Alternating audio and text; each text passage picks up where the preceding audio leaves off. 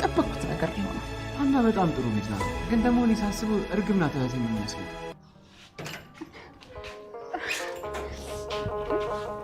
ምንድነው ሀና? እንትን ይበኩት ነው ጨክኑብኝ። ምንድነው ሀና? እንትን አባዬ ሊሞትብኝ ነው፣ አሳክሙልኝ። አሁን ከእግሬ ላይ ተነሽልኝ። በፍጹም እሺ ካላሉኝ አልነሳም። አንቺ ተነሽ አልኩሽ እኮ። አልነሳም። እንትን አባዬ በጣም ታሟል፣ ያሳክሙልኝ። እኔ ምን አገባኝ ታዲያ? አንቺ ልጅ ግን ጤና የለሽም። የእኔ ጤና የሚወሰነው በአባዬ ጤና ነው። አባዬ ደግሞ ራሱ ሆስፒታል ላይ ያለው፣ ስለዚህ እኔ ጤነኛ አይደለሁም ማለት ነው። እና ምን ይሁን ነው የምትይው? እትዬ በጣም አዝነውብኛል አውቃለሁ፣ ግን እባክዎ ይርዱኝ። በቃኝ፣ የቻልኩትን ያህል ረዳሁሽ። እትዬ አቅሙ ይሄን ያህል ብቻ እንዳልሆነ አውቃለሁ። 200 ሺህ ለእርሶ ምንም እንዳልሆነ አውቃለሁ። እባክዎ ይርዱኝ። 200 ሺህ ለእኔ ቀላል ሆነም አልሆነም ለአንቺ የመስጠት ግዴታ ግን የለብኝም። እሱስ ትክክል ነው፣ ግን በቃ ይርዱኝ፣ አባዬን ያሳክሙልኝ። አሁን መቅለስ ልብሱን ትተሽ የመጣሽበትን ብቻ ተናገሪ። በፈጣሪ ብለው እንዲያግሽኝ የለመንኩት እኮ ነው። ሰሚያልሽ ሀና፣ እኔ አንቺን ለመርዳት ይሄ ሁሉ ርቀት የተጓዝኩ በጣም ጥሩ ልጅ ስለመሰልሽ ነው እንጂ ገንዘብ ሞልቶ ተርፎኝ አይደል። ገንዘብ እንደማይጠገብ አውቃለሁ፣ ግን እርሱ የገንዘብ ችግር እንደሌለበት በደንብ ነው የማውቀው። አሁን ስለተናደዱ ይሆናል እትዬ። ሁሉንም ነገር አውቃለሁ አትበይ። ራስሽን ከሰው በላይ አድርግሽ አታስቢ። ኧረ እኔ ራሴን ከሰው በላይ አላየሁም።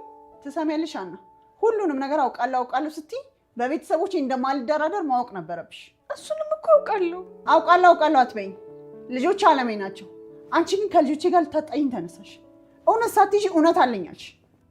እኔ ለምን እውነት ይሄን ያለ ርቃ እንደተቀበረች አላውቅም። ድጋሚ ሌላ ማስተባበያ? እኔ ከሁሉንም ነገር ችዬ ዝም ያልኩሽ ለቤቴ ያደረግሽው ነገር ስላሳዘነኝ ነው። አሁን ቤቴን ለቀሽ ውጭ። እሺ በቃ ከዚህ በላይ ላይሽም ድምፅሽን ልሰማ አልፈልግም። ውጭ። እዚህ ቤት በነበረኝ ቆይታ ሰው መለመን እንደማልወድ በደንብ ያውቃሉ። እርሱም እውነተኛ ሰው ስለመሰሉኝ ነበር የለመንኩት። መጥፎ ሴት ነሽ እያልሽ ነው? በፍጹም።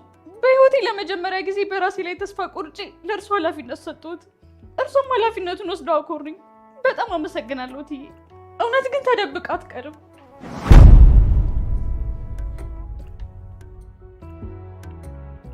እሺ አሁን ምን ልትነግረኝ ነው የመጣው? እባክህ ዶክተር፣ እባክህ ባዛርና ከማድ ናቸው። አንተ ሰውዬ ምን እያደረክ ነው?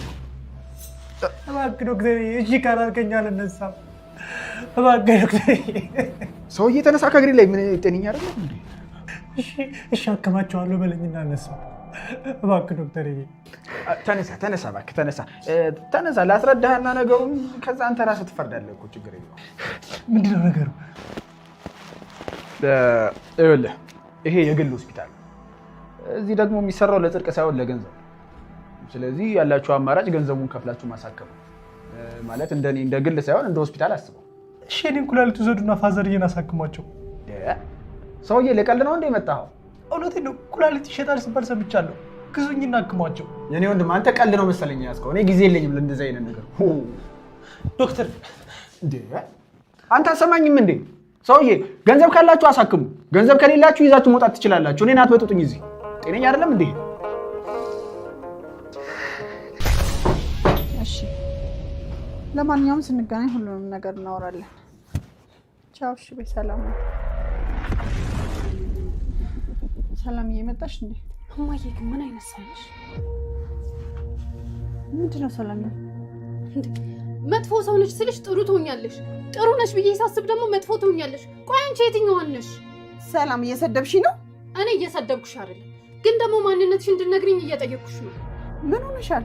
ቆይ ሀና ላይ እንደዛ ያደረግሽ ምን ይሁን ብለሽ ነው? ቆይ ምን የተለየ ነገር አደረኩ?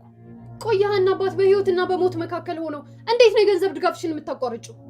መብቴ መሰለኝ። ቆይ አንቺ ግን ምንድነው የሚያመጻድቅሽ? ምን አልሽ አንቺ? አትጩይ እባክሽ። ራስሽን በገንዘብ እየለካሽ የሰው ልጅ ክብር ዝቅ ማድረግ የወረደ ሰው አስተሳሰብ ነው። አንቺ ልጅ እናትሽ እኮ ነኝ። ውይ ነሽ እንዴ እባክሽ። ቆይ እኔን በማዋረድ ምንድነው የምታገኙ ጥቅም? ሲጀመር የት ያለሽን ክብር ነው እኔ የማዋረድ? አንቺ እናቴን እንዴት ነው የምትናገሪያት? አቤት አቤት። እናቴን እንዴት ነው የምትናገሪያት? መች መጣሽ ሙሽራ? ምን ቆረጠምሽ ሽምብራ አሉ። አንቺ ምንስ ብናገራት እናገባሽ? አያገባሽም። እናቴ እኮ ናት። እንዴት ነው የማያገባኝ? ሰሚኛለሽ? ብታርፊ ነው የሚሻልሽ። እሺ ሰላም፣ እኔን እንደፈለግሽ መናገር ትችያለሽ። ልጄን ግን አንድ ቃል እንድትናገሪያት አልፈልግም። አውቄው ነበር። ምኑን ነው ያወቅሽው? ይሄ ቀን እንደሚመጣ እኮ አውቄው ነበር፣ ግን ደግሞ በዚህ ፍጥነት ይሆናል ብዬ አላሰብኩም ነበር። አንቺ ልጅ ዛሬ አብደሻል ልበል? ያበድሽውም አንቺ ነሽ። አንድ ሰው በጠና ታሞ ተኝቶ እያየሽ አላሳክምም ያልሽ በሰው ነፍስ የምትጫወች ጨካኝማ እብዶ አንቺ ነሽ።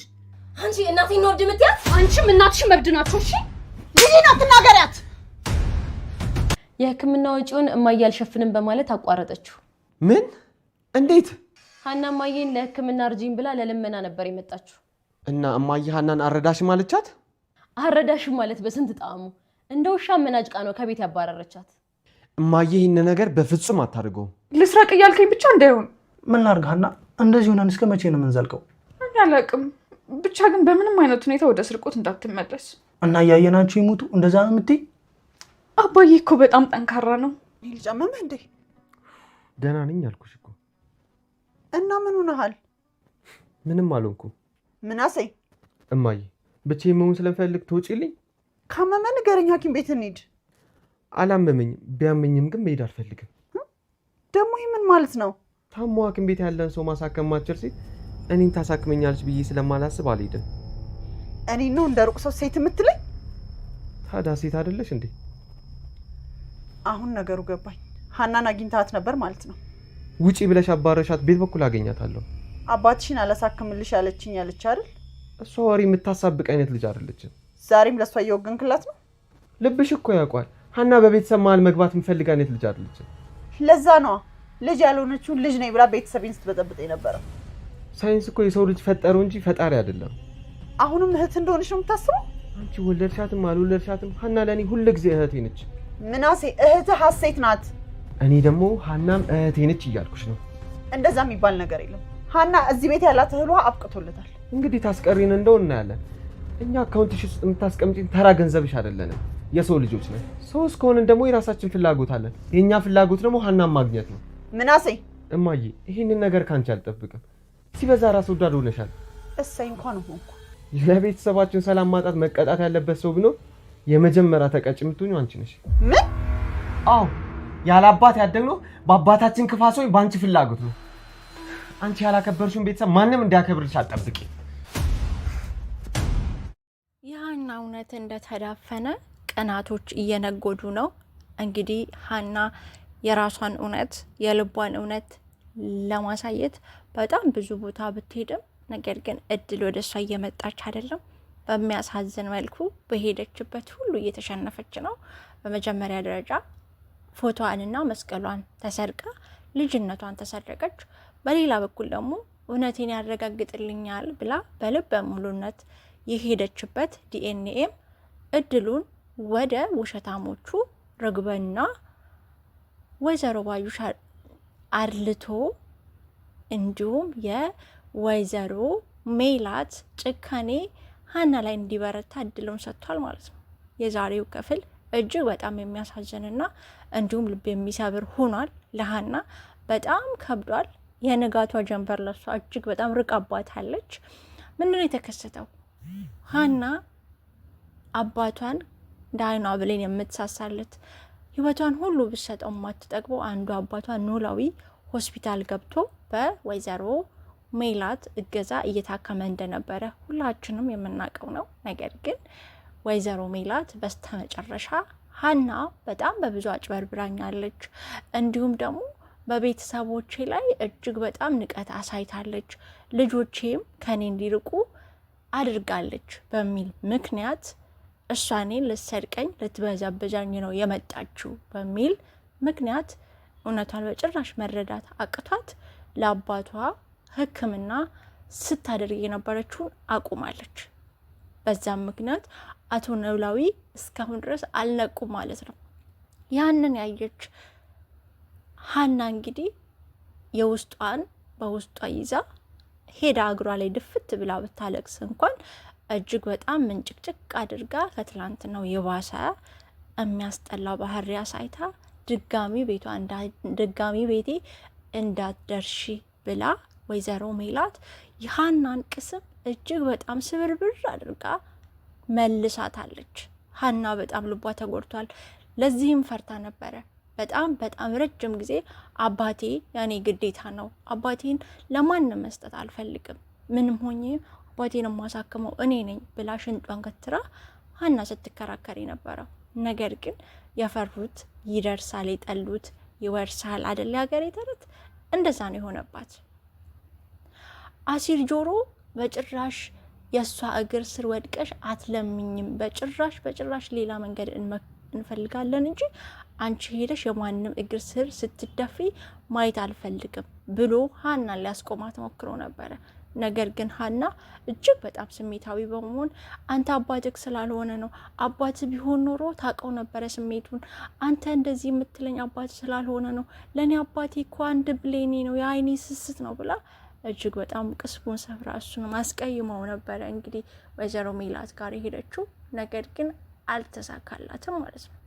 በሌላ በኩል ደግሞ ምናሴና ሰላም በጣም ተበሳጭተዋል። እናታቸው ሀና ላይ እንደዚህ በማድረጓ እጅግ በጣም አፍረዋል። ልባቸው ተጎድቷል። በጣም አዝነዋል ማለት ነው። ነገር ግን የእነሱ አዘኔታ ጭራሽ እናታቸው ሀና ላይ ያላት ጥላቻ እንዲጨምር እያደረገ ነው።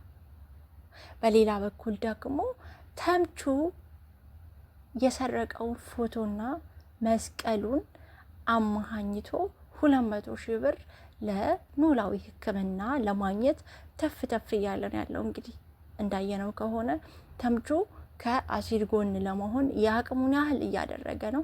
ነገር ግን እውነቱን እስካሁን ድረስ ለአሲር አልተናገረም።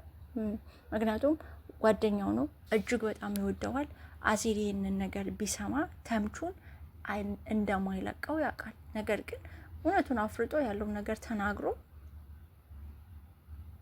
እውነቱ ቢወጣ ሀና ራሱ ትጠቀም ነበረ ባይነኝ። እኔ እውነት እስከ መቼ ተደብቃ ትቀራለች? ቢያንስ ሌላው ቢቀር ተምቹ እውነቱን ቢያጋልጥ ፎቶውን እና መስቀሉን እኔ ነኝ ሰርቄ የሰጠኋት ቢል ያንን ፍንጭ ይዛ ሀና እስከሚኬድበት ሄዳ እውነቱን ታረጋግጥ ነበረ።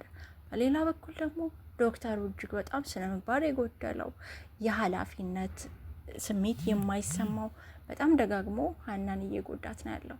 በመጀመሪያ ደረጃ ዲኤንኤውን አቀያየረ።